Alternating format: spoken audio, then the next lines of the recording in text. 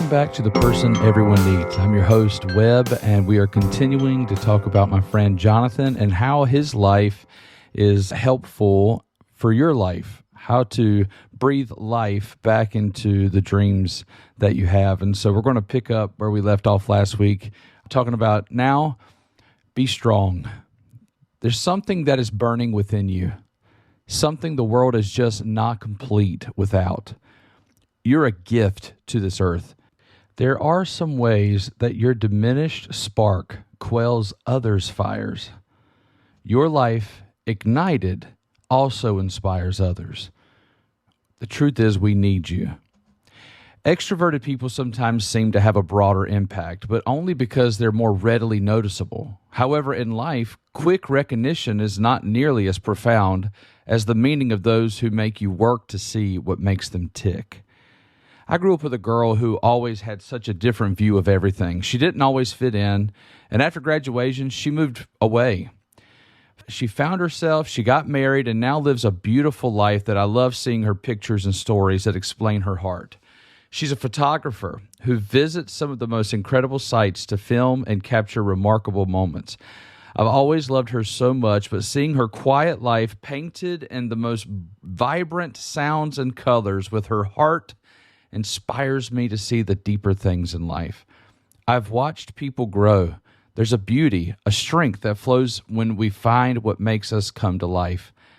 I encourage you to find what you are good at and give it your all.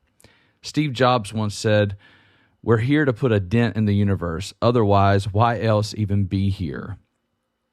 Knowing how precious life is and that you have a purpose should drive you to find that spark and leave your mark on this world.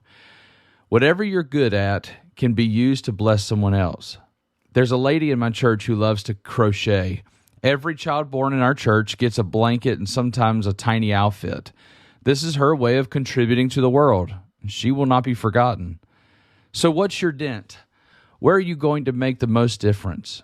Don't worry that someone else is better than you. No one can give your specific brand to the world.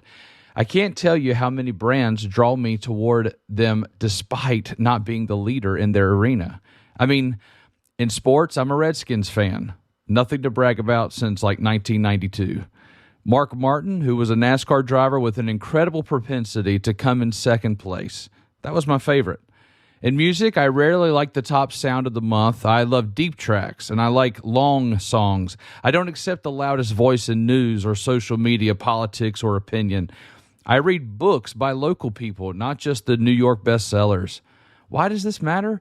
I'm saying someone needs your voice. Someone needs your version of reality, your talent, your brand, your niche is the thing that may bring someone else to life. John Wesley once said, "Catch on fire and people will come for miles to see you burn." It's true. When you ignite, others come to feel the warmth, and their passions often catch fire also. That's what is hanging in the balance of you not being secure. Your flame isn't just for you, but it's for those you bring life to. And that is why all of this is so important. You need to be the strongest in what God designed you to be to feel fulfilled and inspire the rest of us. So let's get to work on your destiny. Preparation is the attitude of life. We are all preparing for something. I don't care how old or young you are, there is the next season. And what you do in this one directly affects the one coming up. You cannot be who you want to be in the next season if you're not who you need to be in this one. Even if this were your last season on earth, it just means it's the most valuable season here because it leads you into eternity for what you are preparing. Here are a few things about preparation. Number one, you have a great battle coming. No matter what you're currently enduring, there's always another battle. Most of the time, what you experience in this season prepares you for the next one. But be sure, you are not done fighting. Keep in mind that the victory is the Lord and comes through the finished work of Jesus Christ, but that doesn't mean you won't fight.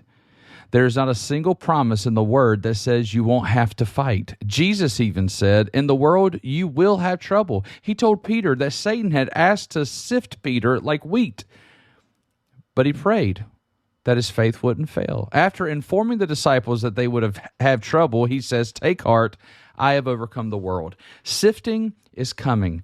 There's a battle, a fight, an enemy right around the corner. The rival's failure is he always overplays his hand. If he finds a weakness, he will try to exploit it.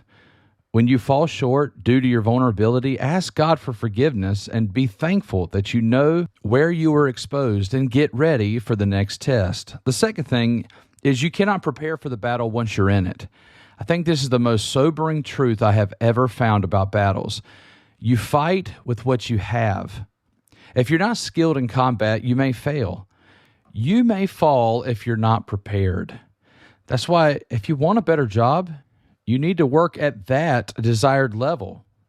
How you're working may serve you well where you are, but if you're going to rise, you need to do more than what got you where you are. Think about David. Before he knew about Goliath, he brought his sling. He journeyed to bring some cheese to his brothers and had the weapon that flattened the epic giant champion. Before running onto the battlefield, he chose 5 stones. He was ready. How many stones did it take? Just 1, but he had 5 shots just in case. What does this mean? Don't wait for on-the-job training. Get ready now. Start learning what you need to know to get where you're going. I would like to teach in a college setting late in my life at a university. So in the years while I'm pastoring at the local level, I'm working toward a doctorate so that I'll be ready when I enter that season. You keep your eyes on the prize and prepare in the meantime. The great revivalist Leonard Ravenhill has said the opportunity of a lifetime must be seized during the lifetime of the opportunity. And the last thing I want to say on this is keep in mind while you're in preparation mode for your dream moment, serve those near you. Do all you can to bring others' dreams to pass. Bless their effort, lift them, encourage them. Let them win every one of their wars. Joshua served Moses for all the years they were in the wilderness. Joshua was the perfect candidate to lead Israel into the promised land because he had seen all Moses had done and served the vision God had given him. Elisha did the very same thing for Elijah. When Elijah passed, God performed twice the miracles through the protege. Elisha grew beyond Elijah because of his willingness to serve even to death. Elijah's final moments on earth before being taken to heaven on a flaming chariot are recorded by Elisha because he was there serving to the very end. In the meantime, prepare, serve the dreams of others. Number 3, during the fierce days of World War II, Winston Churchill addressed the people of England, telling them what he had learned over the previous 10 months of battle.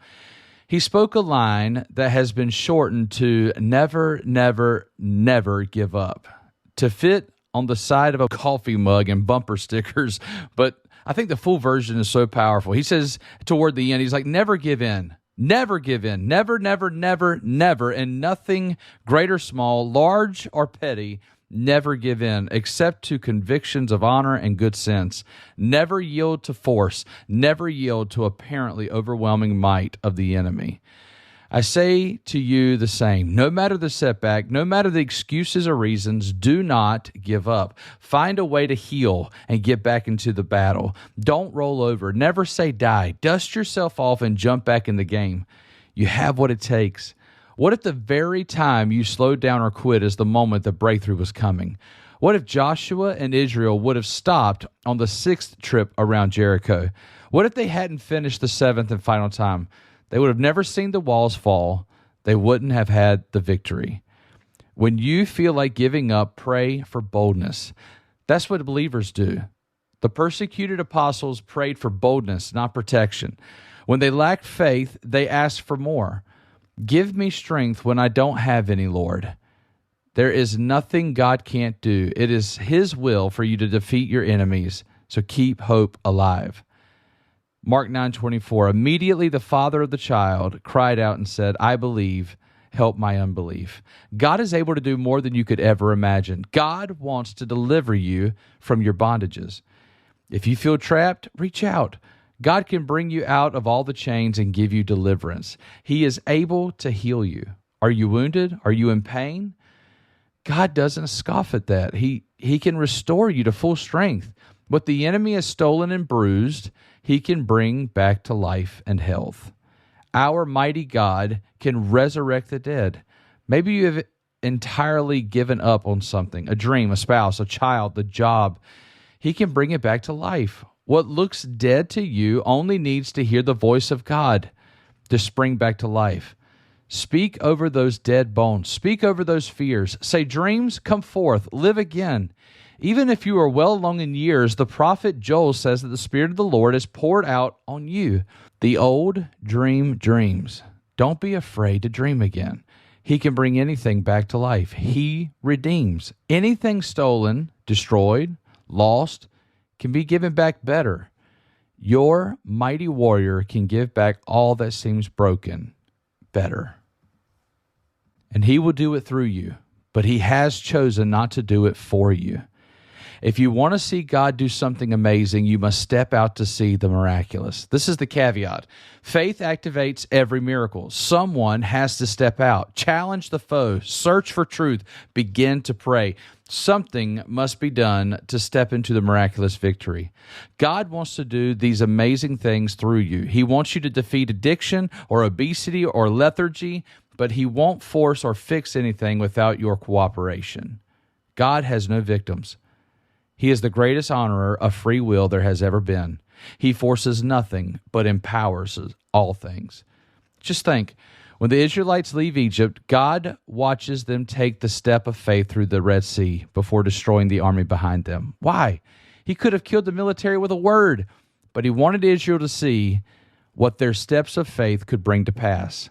Follow that story further, and we see them 40 years later coming to the promised land, given to them. God wins every one of those battles through the people of Israel. They had to fight for those homes and that land. God provided victory, but they had to battle.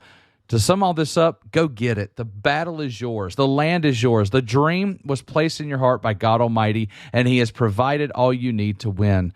So much that he will even fight for you. So run after it. Don't let anything hold you back.